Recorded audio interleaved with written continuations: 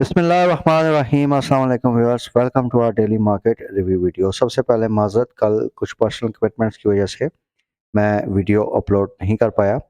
तो आज का व्यू स्टार्ट करते हैं। मार्केट में आज भी पॉजिटिव मोमेंटम रहा। इंडेक्स ने 484 पॉइंट्स के गेन के साथ 63,703 के लेवल पे क्लोजिंग दी है। तो व्यूअर्स, मंडे वाले दिन जो हमारी वीडियो थी उसमें हमने आपको बताया था कि मार्केट में टेक्निकल साइड पे भी और फंडामेंटल साइड पे भी न्यूज़ ऐसी बन रही है, इंडिकेशन कि मार्केट बुलिश मोमेंटम की तरफ जा सकती है। और हमने आपको 65,300 का एक इमीडिएट लेवल बताया था कि मार्केट इस तरफ मूव कर सकती है। तो अकॉर्डिंगली मार्केट उसी टारगेट की तरफ मूव कर रही है। तो कल के दिन के लिए व्यूअर्स, मार्केट का जो एक मेजर रेजिस्टेंस आएगा, मार्केट बिल्कुल उस लेवल के नज़दीक ही खड़ी है। तकरीबन 63,900 या 64,000 का लेवल है, जो कि मार्केट के लिए एक बड़ा रेजिस्टेंस लेवल साबित हो सकता है। अगर ये लेवल मार्केट कल ब्रेक करके सस्टेन करती है तो ऑब्वियसली मार्केट काफ़ी स्ट्रॉन्ग प्रोबेबिलिटी है कि मार्केट 65,300 का जो हमारा टारगेट था उसकी तरफ मूव करेगी और उस टारगेट को मार्केट्स अचीव कर लेंगी। तो कल के लिए आपने ही ट्रेडिंग स्ट्रेटजी रखनी है कि अगर यहाँ से 63,900 से ऊपर आपको ब्रेकआउट्स मिले तो उसमें आप फिर मज़ीद 500-600 पॉइंट्स की तेज़ी कर सकते हैं। बट वी वुड रिकमेंड कि अभी, क्योंकि कुछ चीज़ें इस तरह गवर्नमेंट की फॉर्मेशन है, इस तरह की न्यूज़ एग्जॉस्ट हो रही हैं, तो उसके बाद जो आईएमएफ का प्रोग्राम है व्यूअर्स, ये अपने ज़हन में रखना है कि बड़ा सख्त आईएमएफ का प्रोग्राम आने वाला है, क्योंकि यूरोपियन जो कंट्रीज़ हैं, जो उसके डोनर्स हैं, उनके हालात बड़े ख़राब हैं।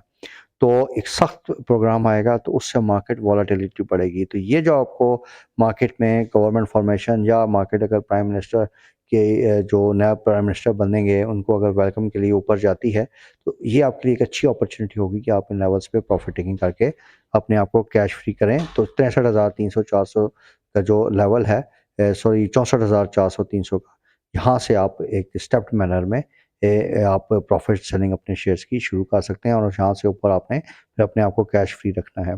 तो viewers, moving on with our analysis, आज के दिन fertilizer, cement, oil and gas, exploration companies और कमर्शियल बैंक्स में काफ़ी अच्छा प्राइस एक्शन रहा। व्यूअर्स, रिफाइनरीज में भी हम देख रहे हैं कि काफ़ी अच्छी प्राइस एक्शन आ रही है।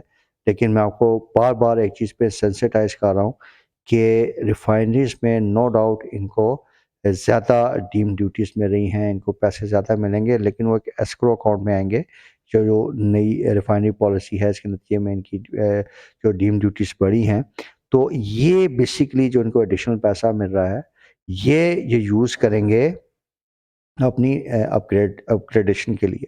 और उसके साथ साथ व्यूअर्स, एक चीज़ और भी आपको बताता चलूँ कि रिफाइनरीज का जितना भी अपडेट होना है, जो इनकी अपग्रेडेशन होनी है, ये सिर्फ इस एस्क्रो अकाउंट से या जो गवर्नमेंट ने डीम ड्यूटी बढ़ाई है, इससे नहीं होगा। इसमें रिफाइनरीज को खुद से भी पैसे कंट्रीब्यूट करने हैं। अब इनके पास इतने रिसोर्सेज तो है नहीं है, इसके लिए ऑब्वियसली ये लोन्स लेंगे और लोन लेने से इनकी प्रॉफिटेबिलिटी भी इम्पैक्ट होगी और इनकी गियरिंग रेशोज़ भी ख़राब होंगी। और इनका जो प्रॉफिट एंड लॉस पे पॉजिटिव इम्पैक्ट आना शुरू होगा, वो आफ्टर अपग्रेडेशन आएगा, यानी कुछ सालों के बाद आएगा। तो इस सेक्टर में आपने बड़ा मुहतात होकर काम करना है, क्योंकि ये न्यूज़ ड्रिवन अभी इसमें मार्केट्स जो है वो चल रही हैं और इसमें जो डाउनफॉल रिस्क है वो काफ़ी ज़्यादा है। रीज़न्स मैंने आपको एक्सप्लेन कर दी हैं। इसके अलावा व्यूअर्स, अगर हम पोर्टफोलियो इन्वेस्टमेंट साइड पे देखें तो आज फॉरेन कॉर्पोरेट्स ने बहुत अच्छी बाइंग एक्टिविटी की है। 2.96 मिलियन यूएस डॉलर्स की इनकी बाइंग थी। ज़्यादातर बाइंग कमर्शियल बैंक, टेक्सटाइल और ऑल अदर सेक्टर्स में हुई, जबकि जितने लोकल पार्टिसिपेंट्स थे आज हमें प्रॉफिट टेकिंग करते हुए नजर आए हैं। तो व्यूअर्स, अब बात करते हैं टीआरजी पाकिस्तान लिमिटेड की। इसमें काफ़ी ज़्यादा वॉलेटिलिटी रही पिछले 2 दिनों में। सबसे पहले व्यूअर्स, एक न्यूज़ आइटम आया जिसमें ये बात की गई कि जी 5 अरब का इसका प्रॉफिट है।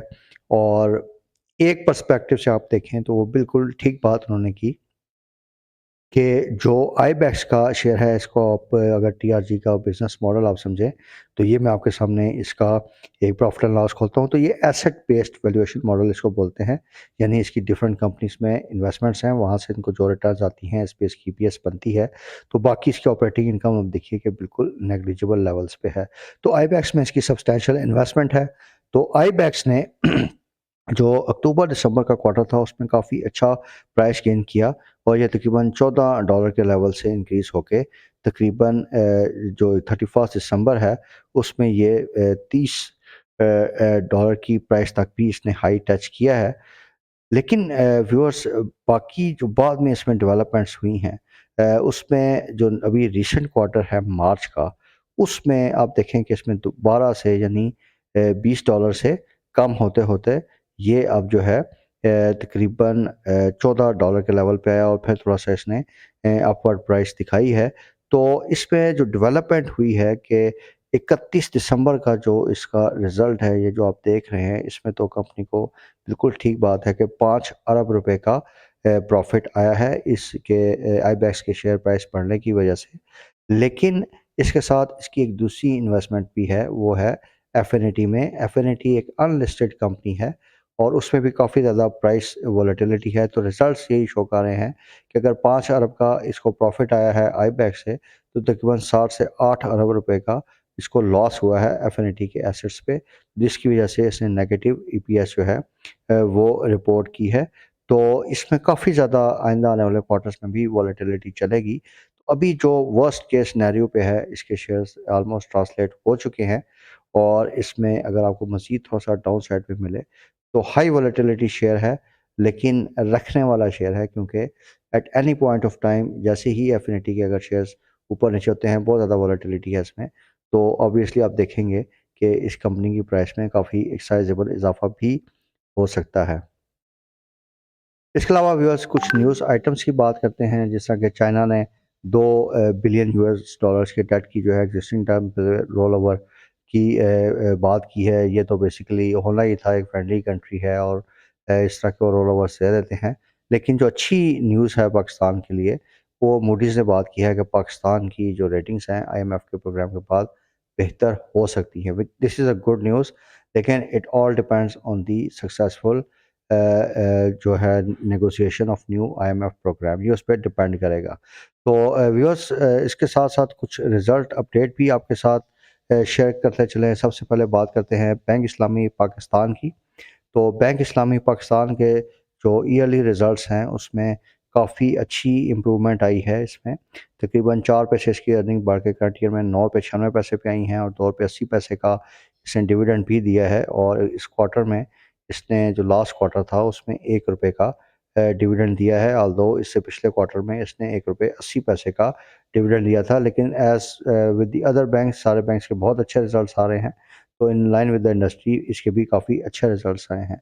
इसके अलावा पीआईओसी की बात करते हैं, तो पीआईओसी का अगर हम देखें, तो जो प्रॉफिट आफ्टर टैक्स है हाफ ईयर का, उसमें 49% का इज़ाफ़ा हुआ है। सेम चीज़ इसकी अर्निंग पर शेयर में ट्रांसलेट हुई है, 7 रुपए 75 पैसे से बढ़ के 11 रुपए 56 पैसे के लेवल पे आई है। इस हाफ ईयर में इसने डिविडेंड भी अच्छा दिया है 5 रुपए का। तो काफ़ी अच्छा प्राइस एक्शन है। अगर आप देखिए इसकी डिविडेंड पर शेयर इस क्वार्टर में इसने 5 रुपए दिया है। दैट इज़ व्हाई हम देख रहे हैं कि इसमें अच्छा प्राइस एक्शन आया है। तो इस तरह के सीमेंट सेक्टर में आपने याद रखना है कि ये साइक्लिकल स्टॉक्स हैं और अभी कोयले की प्राइसेस काफ़ी नीचे आई हैं, जिसकी वजह से इनको काफ़ी बेनिफिट हुआ है। लेकिन इनका असल बेनिफिट तब होगा जब थोड़ी-सी इकोनॉमिक एक्टिविटी रिज़्यूम होगी और इनकी सेल्स बढ़ना शुरू होंगी। कम क्वालिटी की प्राइस के साथ अगर इनकी बड़ी सेल्स गई, तो ये बहुत ज़्यादा इस सेक्टर में बूम आ सकता है। Viewers, with this note we end our today's video.